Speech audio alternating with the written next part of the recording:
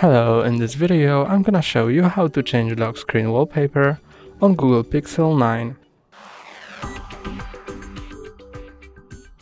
To change the lock screen wallpaper, press and hold on your home screen, then click on Wallpaper and Style, and now you can choose Wallpaper, click on More Wallpapers.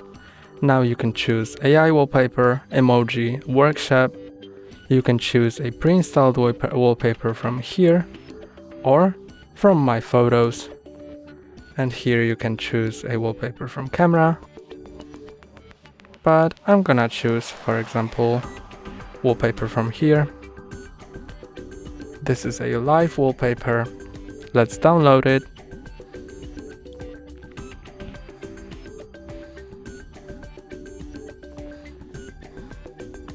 Now it's downloaded.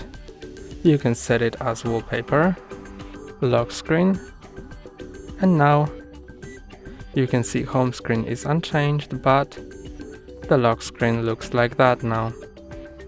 That's all for today. Don't forget to like and subscribe. See you next time.